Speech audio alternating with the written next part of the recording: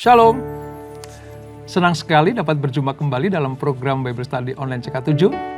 Hari ini saudara kita akan memulai kitab yang baru, yaitu kitab Kidung Agung. Kidung Agung ini adalah sebuah karya sastra Ibrani yang luar biasa, yang akan menggambarkan bagaimana hubungan antara Tuhan dan umatnya. Nah, kisahnya seperti apa? Nanti kan saya jelaskan latar belakangnya kitab ini, saudara. Namun lebih dahulu mari kita datang kepada Tuhan.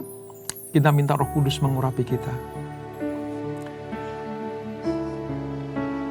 Biar Roh Allah memenuhi kehidupan kita, sehingga penyembahan kita berkenan kepada-Nya.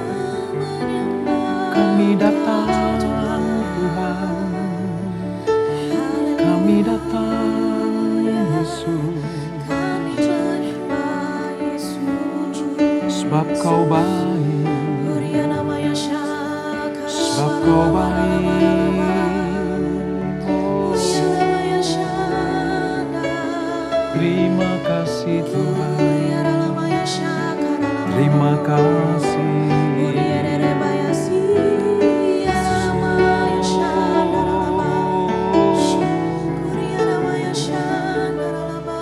Terima kasih Yesus.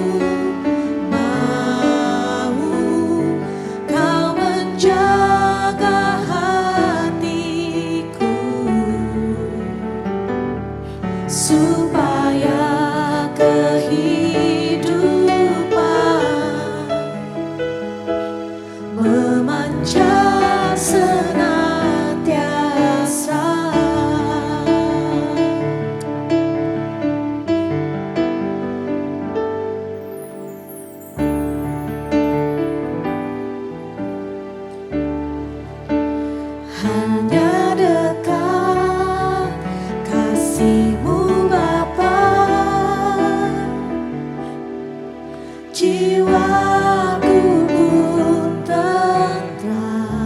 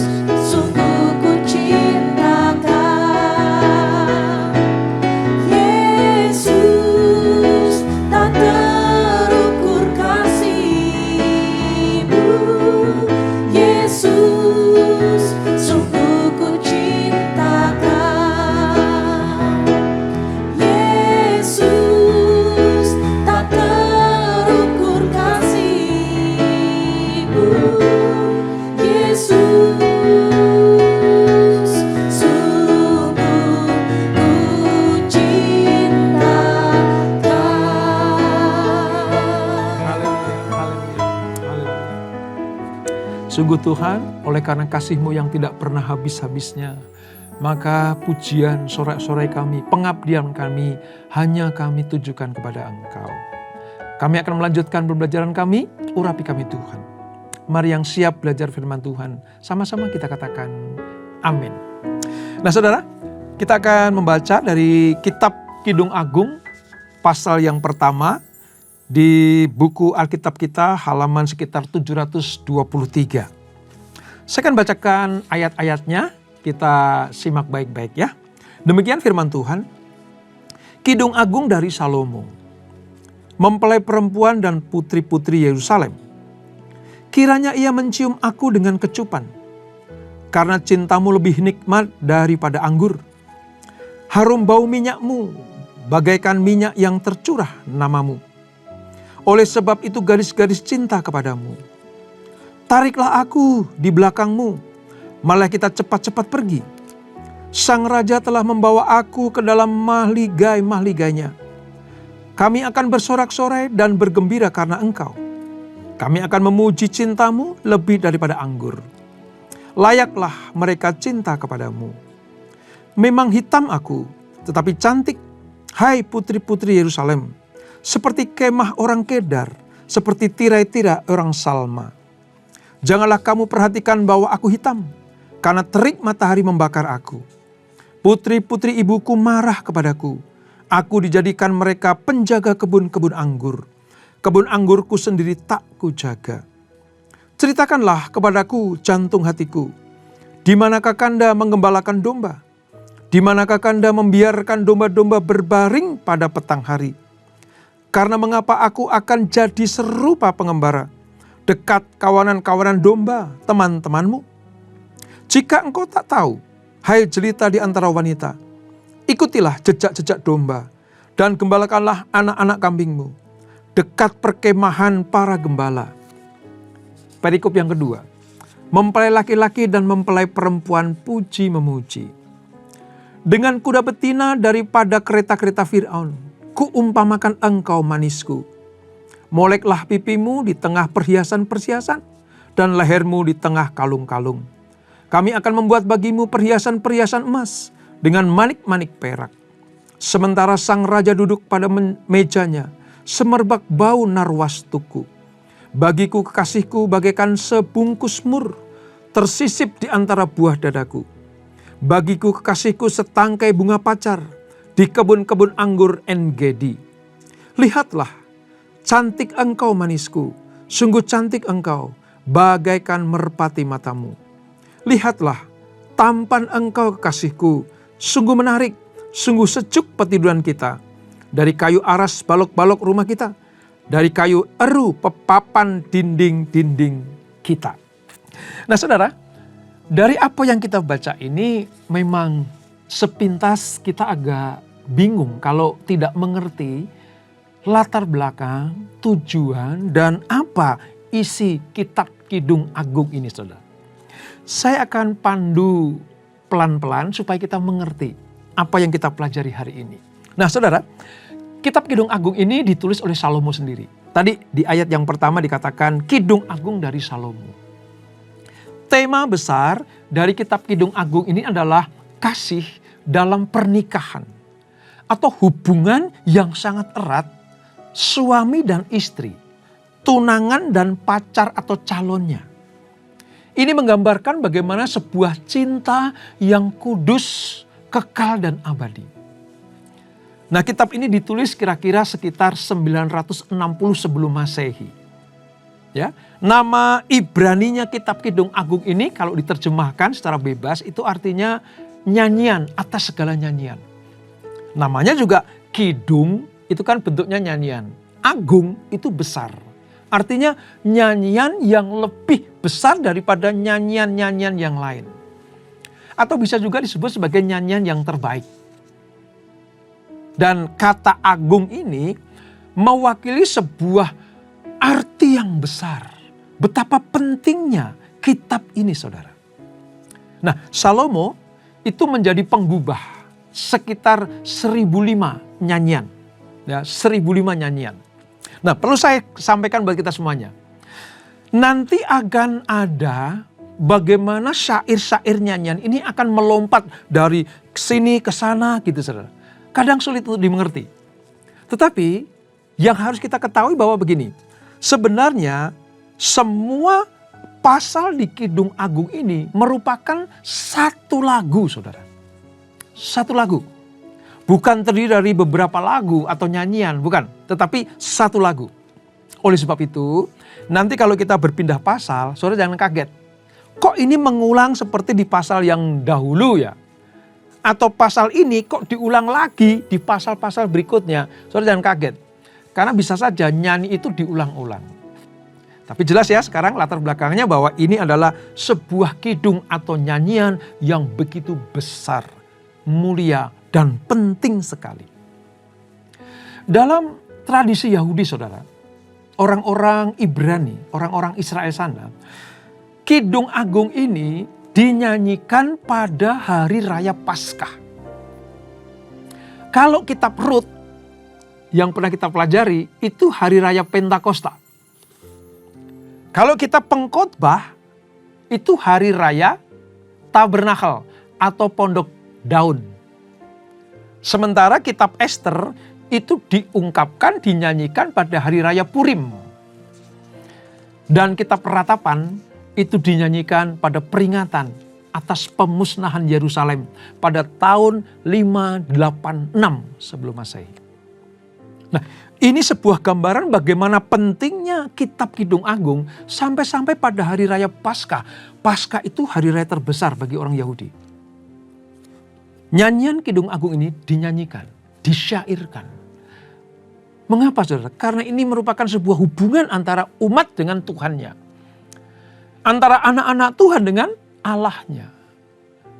Saking pentingnya maka kitab ini menjadi peranan, sangat berperan bagi kehidupan bangsa Yahudi.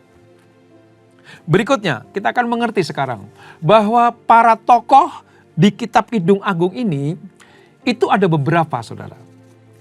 Yang pertama, tokoh utama di kitab Kidung Agung adalah gadis Sulam atau Sulamit. Ya, gadis Sulam atau Sulamit. Nanti akan banyak kita ketemu itu. Ini disebut sebagai apa? Calon mempelai bagi raja. Tapi bukan Salomo. Ya, calon mempelai bagi gembala. Calon mempelai yang sudah punya pasangan. Itu saudara. Jadi yang pertama tokohnya adalah gadis Sulam. Yang kedua disebut sebagai sang gembala. Sang gembala ini adalah calon suami dari gadis Sulam itu. Supaya nanti saudara tidak bingung atau tidak mencari-cari ini maksudnya apa sih? Kok sulit dimengerti? Saya jelaskan dulu tokoh-tokohnya ya. Yang pertama tadi apa? Gadis Sulam. Yang kedua, sang gembala. Sang gembala ini adalah calon suami, pasangan dari gadis Sulam tadi. Yang ketiga, tokohnya adalah Raja Salomo sendiri. Lalu yang keempat, tokohnya adalah putri-putri Yerusalem. Siapa itu? Para wanita di istananya Salomo. Jadi Salomo itu punya istana. Dia punya banyak sekali pelayan-pelayan Tuhan, ya wanita-wanita yang melayani Salomo, mungkin juga termasuk para gundik-gundiknya itu saudara ya. Itu disebut sebagai putri-putri Yerusalem. Akan banyak kita temukan itu. Lalu yang terakhir, putri-putri Sion. Siapa itu?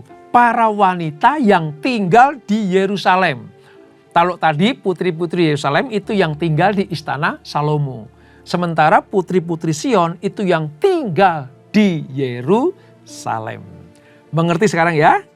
Kalau kita mengerti para tokoh-tokohnya, nanti waktu kita baca, kita akan mengerti alur ceritanya. Sebab banyak orang salah mengerti saudara. Banyak sekali salah mengerti tentang kitab ini. Mengapa? Mereka menganggap bahwa oh ini adalah percintaan antara Salomo dengan tadi itu gadis Sulam. Bukan. Kidung Agung adalah ungkapan rasa cinta yang mendalam, kekal dan abadi dari seorang gadis Sulam kepada sang gembala. Singkatnya begini, Ini menggambarkan bagaimana hubungan anak-anak Tuhan di perjanjian baru dengan Tuhan Allah kita, yaitu Yesus Kristus, Sang Gembala kita. Nah, nanti ada peristiwa bagaimana hubungan ini akan dirusak. Akan dipatahkan, diputuskan oleh siapa? Oleh orang-orang atau oknum-oknum yang berusaha menarik gadis sulam, menarik umat Allah, menarik mempelai Kristus itu supaya tidak jadi menikah dengan Sang Gembala tadi. Dan dalam hal ini, di Kidung Agung ini, yang berusaha untuk merusak hubungan antara gadis sulam dan Sang Gembala adalah Raja Salomo. Mari kita lihat, saudara. Kidung Agung ini adalah sebuah puisi. Sekali lagi ya, puisi. Nyanyian yang sangat-sangat luar biasa. Di dalam kitab-kitab Ibrani, mengisahkan cinta yang tak tergoyahkan. Cinta yang kuat, kokoh. Fondasi cinta antara Sulamit atau gadis sulam tadi, seorang gadis desa yang menjalin hubungan dengan Sang Gembala, seorang gembala. Dan bagaimana Salomo berusaha untuk menarik gadis itu. Salomo berusaha untuk memisahkan gadis sulam itu supaya tidak menjalin hubungan dengan Sang Gembala. Tapi sayang, Salomo tidak berhasil untuk merebut cinta sang gadis sulam itu. Nah, ini pengertiannya ya. Jadi saudara jangan salah pengertian bagaimana tentang kisah Kidung Agung ini.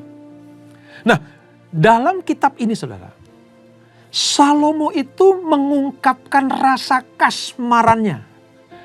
Ya, bagaimana dia jatuh cinta sekali kepada seorang gadis desa yang sangat elok, cantik, rupawan ini. Ya. Gadis sulam tadi dilukiskan sebagai seorang gadis yang biasa dari pedesaan. Namun sangat menarik dan jelita sekali. Perasaan Salomo terpikat dengan hati yang paling dalam. Bagaimana ketika dia melihat, Salomo melihat gadis sulam ini, tidak ada hal lain yang lebih penting selain apa? Memikat gadis itu.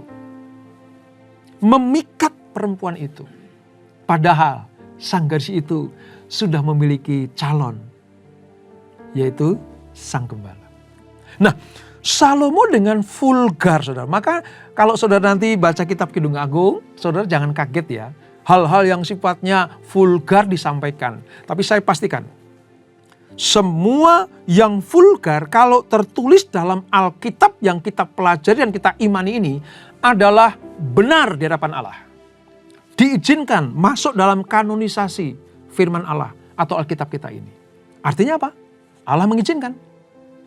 Allah memberikan sebuah ketetapan. Ini adalah sebuah penuturan firman Allah yang harus dilihat sebagai rancangan kehendak Allah. Makanya kalau menemukan kata-kata vulgar, mungkin bagian dari organ-organ tubuh, saudara jangan kaget. Saya percaya yang ikut Bible Study Online CK7 adalah iman-iman yang sudah dewasa. Melihat semua hal yang tertulis dalam Alkitab adalah sabda Tuhan yang murni, suci, dan itu kebenaran. Ini pengertiannya ya. Baik, kita lanjutkan. Sekarang kita melihat alur ceritanya, saudara. Nanti saudara akan baca ulang kembali ya, tapi saya berikan alur ceritanya seperti apa sih Kidung Agung itu di awal-awal. Nah, gadis sulam ini menjumpai Sang Gembala di tempat kelahirannya.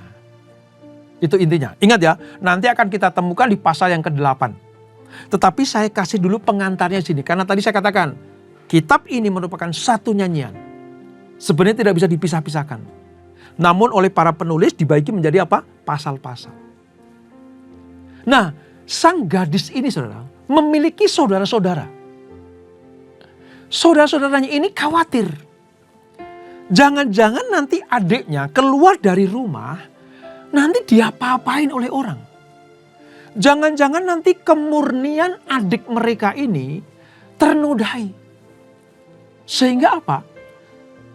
Para kakak-kakaknya, saudara-saudara gadis sulam itu berusaha untuk memagari, melindungi sang gadis ini supaya tidak pergi kemana-mana. Gimana caranya? Disuruh menunggu kebun tanah ladangnya. Makanya ketika tadi diungkapkan, memang aku hitam tapi manis gitu kan. Kata hitam itu artinya menekan bahwa aku gadis cantik jelita tapi kerja di kebun.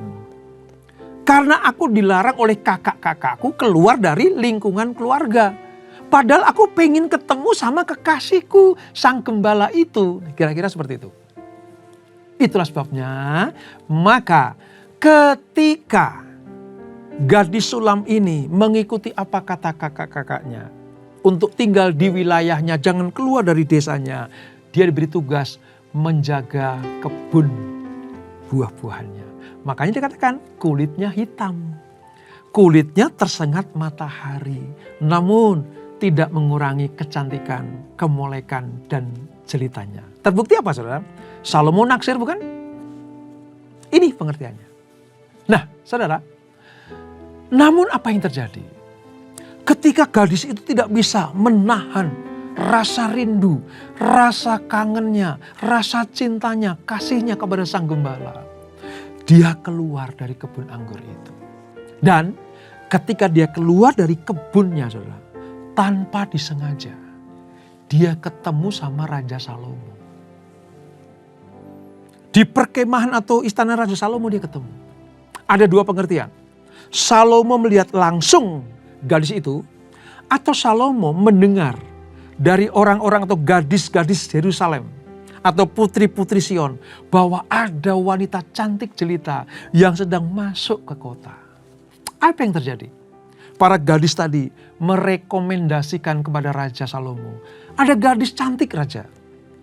Nah, ketika Salomo melihat saudara, wah betul-betul cantik seperti yang dikatakan para wanita Yerusalem tadi, maka berusahalah Salomo memikat hati sang wanita sulam itu. Apa yang terjadi saudara? Sang gadis dibawa ke wilayah atau lingkungan istana Salomo. Di situ saudara, Salomo mengagumi, menyatakan bahwa betapa cantiknya engkau, betapa jelitanya engkau. Bahkan para putri-putri Yerusalem itu menyatakan, wow, kamu pantas tinggal di istana. Kamu pantas tinggal di lingkungan raja.